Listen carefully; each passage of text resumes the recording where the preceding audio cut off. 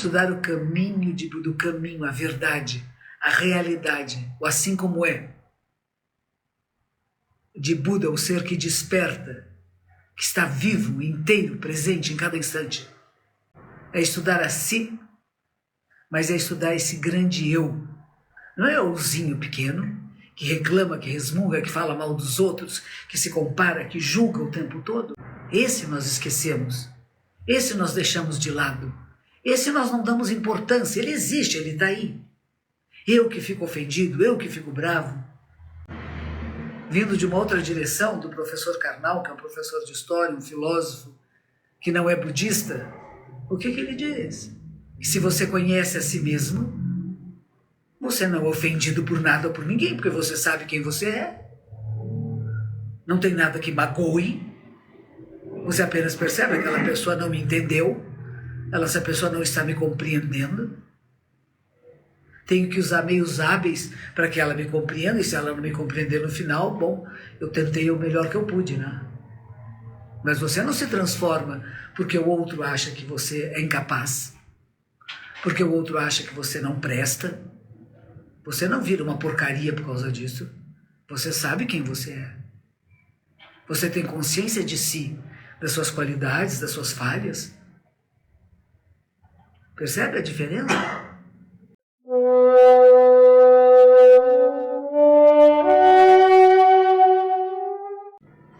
O que foi considerado bem importante quando eu estava lá no Japão fazendo a minha graduação, no meu mestrado, eram esses dois capítulos. Um chama Jishininga e outro Sanjigo. Jishininga é profunda crença na causalidade. Que é aquela história que sempre que o mestre vinha fazer uma palestra, um senhor idoso aparecia no fundo da sala e um dia ele pergunta para o senhor idoso: o que você está fazendo aqui? E ele disse: bom, eu fui um monge abade desse mosteiro, mas houve um momento que alguém me perguntou se os seres iluminados estavam sujeitos à lei do karma, e eu disse que não, e por isso eu tenho renascido como uma raposa por 500 vidas. Quer dizer, o ponto principal desse capítulo aqui é dizer que todos estão sujeitos à lei da causalidade. Não é dizer que Budas, seres iluminados, não estão sujeitos à lei da causalidade. Uma coisa que alguém perguntou, até o Daigyo, que está aqui hoje também, nós tivemos um monge Kakizaki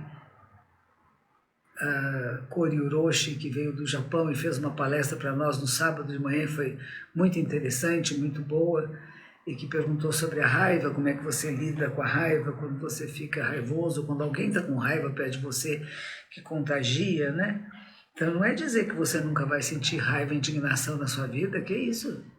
Isso não é real, isso não é uma pessoa real. Nós, seres humanos, de vez em quando, sentimos incomodados com coisas que achamos absurdas, que são indevidas, impróprias, né? Mas a gente não fica preso ali. A gente se manifesta de alguma forma que não seja violenta, mas é preciso se manifestar, para que não se repita, para que não cause dano a outras pessoas, né?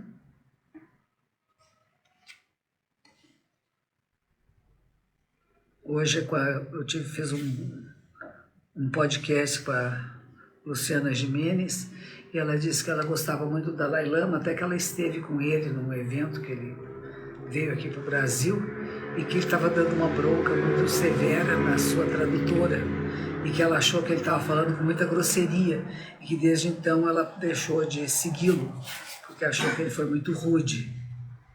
E a mesma coisa que o monge falou, nós monges também ficamos bravos, nós também ficamos indignados, só que a gente sabe lidar com isso, a gente aprende, nem todos sabem, né? Nós aprendemos a lidar com a raiva. A raiva não toma conta de nós, ela não nos controla. Eu não vou para a cama dormindo e pensando se eu tivesse dito aquilo, por que aquela pessoa falou isso para mim, né? A gente deixa que naquele momento da indignação você tem alguma... Não naquele momento ter uma manifestação, mas você pensar sobre o assunto, o que é a raiva, como é que ela está se manifestando e o que você pode fazer a respeito disso, né? Eu tenho recontado inúmeras vezes da minha primeira experiência. Depois que eu comecei a praticar o Zazen em Los Angeles, eu tinha 36 anos de idade, eu estou com 76 agora, fazem só 40 anos. E eu tinha chegado ao Banco do Brasil, onde eu trabalhava, para e tinha uma tarefa que era colocar vários papéis em ordem e fazer uma cópia deles todos juntos. E foi um trabalho delicado e eu já fiz direto na tela da copiadora, e levou um bom tempo para arranjar, eles ficarem todos bem organizados, e a tampa que fechava era uma tampa de plástico, de borracha, né? E na hora que eu abaixei a tampa e eu ia colocar o dedo para fazer a primeira cópia, uma senhora entrou na sala esbaforida, levantou e os papéis todos voaram, sem que eu tivesse feito a primeira cópia. E pela primeira vez na vida eu percebi, estou com raiva.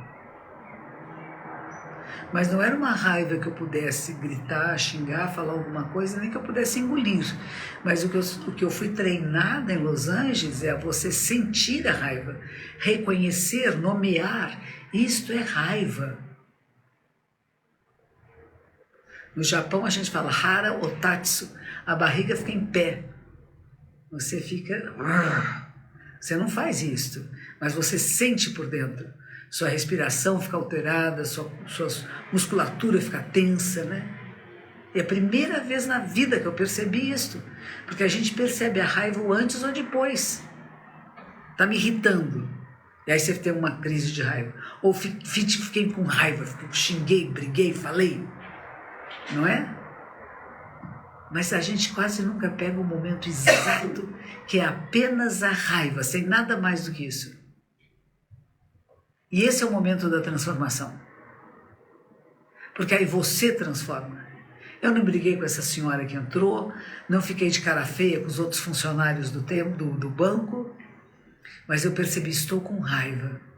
Lembrei-me daquele livro Siddhartha, do Hermann Hesse, que é uma joia, em que ele dizia que uma gota d'água não passa 2 vezes no mesmo lugar, que tudo está se movendo. Foi uma boa reflexão para esse momento. E lembrei-me de uma frase do Dalai Lama, que se você tem que fazer uma tarefa de novo, faça melhor do que teria feito a primeira vez. E aprenda, use esse momento para treinar a paciência. E foi o que eu fiz. Vou treinar a paciência. Eram 8 horas da manhã, eu ficava até as 4 da tarde, eu tinha mais 8 horas para refazer aquela tarefa. Foram os papéis que voaram que me deixaram com raiva? Foi eu não ter trancado a porta, não prestado atenção? Foi a atitude da dona Erna, que era secretária do gerente geral e acima de mim, que não perguntou se ela podia usar o copiadora, vendo que eu estava ali perto? Foram vários elementos, não é uma causa só.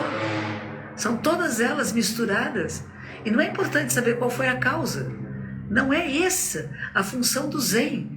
Nós não somos analistas, nem psicanalistas. Nós apenas sentimos o que sentimos e reconhecemos. E deixamos passar. Não agimos em cima. Nem batendo o pé, nem xingando a dona Erna, nem saindo embora falando brava com as outras pessoas, mas reconhecendo isso é raiva. E que interessante, é você tratar a si mesmo como uma experiência científica. Naquela época, eu fazia zazen todas as manhãs antes de ir para o trabalho e todas as tardes quando saía do trabalho. Fazia todos os retiros, todos os finais de semana eu estava em retiros. E quando tinham retiros de uma semana, eu também pedia licença no trabalho e fazia. Então, 2 vezes por mês, tinha um retiro de um final de semana e um retiro de uma semana inteira, todos os meses, durante 3 anos seguidos. É diferente, não é? De vez em quando você vem fazer zazen. Tinha entrevista individual com a minha orientadora, que era Charlotte Jokubeck, quase que todos os dias, pelo menos 1 ou 2 vezes por semana. Esta orientação é importante, sabe? Porque é muito fácil a gente se desviar do caminho. Então, qual é o karma? Você tem profunda fé na causalidade, que é Jinshin Inga, que tudo que acontece tem uma causa e uma condição para que assim se manifeste, e esse resultado acaba sendo causa ou condição de um outro resultado, numa trama, num emaranhado, como uma grande rede, que é também chamado que o universo é a rede de Indra. uma rede de raios luminosos, onde em cada intersecção há uma joia que emite luz em todas as direções. Isso é a vida, isso somos nós. Isso é a realidade, que também é chamada de caminho. No Genjo Koan tem aquela frase famosa, né? Estudar o caminho de Buda é estudar a si mesmo. Estudar a si mesmo é esquecer-se de si mesmo. Esquecer-se de si mesmo é ser iluminado por tudo que existe e nenhum traço de iluminação permanece, e essa iluminação é colocada à disposição de todos os seres. Estudar o caminho do caminho, a verdade, a realidade, o assim como é, de Buda, o ser que desperta, que está vivo, inteiro, presente em cada instante. É estudar a si, mas é estudar esse grande eu. Não é ouzinho pequeno, que reclama, que resmunga, que fala mal dos outros, que se compara, que julga o tempo todo. Esse nós esquecemos, esse nós deixamos de lado, esse nós não damos importância, ele existe, ele está aí. Eu que fico ofendido, eu que fico bravo, percebe? Vindo de uma outra direção, do professor Karnal, que é um professor de história, um filósofo que não é budista, o que ele diz?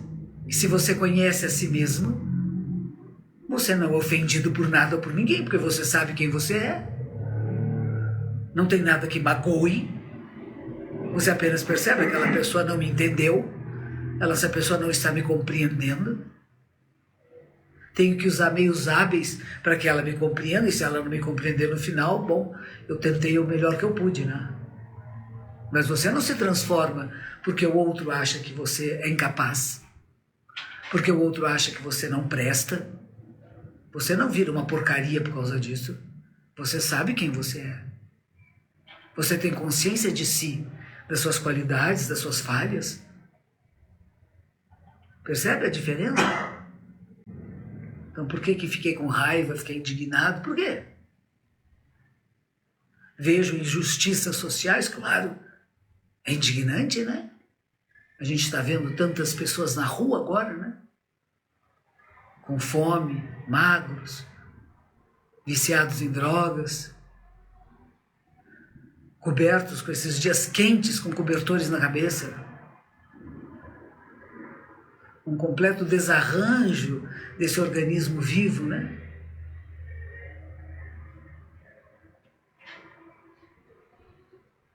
A gente sente mais piedade, compaixão, do que raiva, do que ódio, do que julgamento. Se tem alguma coisa que possa compartilhar, compartilhe. Senão também não fique olhando muito. Tinha uma moradora de rua, que um dos praticantes da comunidade queria ser muito compassivo. Ela estava lá catando alguma coisa no lixo, e a pessoa ficou olhando como quem diz assim, estou com você. Ó, coitadinha, ficou uma fera, quase deu na pessoa. Para de olhar para mim, que é isso? Vai cuidar da sua vida. Ou você toma uma ação efetiva de apoio, ou então não fique só olhando, né? Há grupos que fazem isso, de apoio.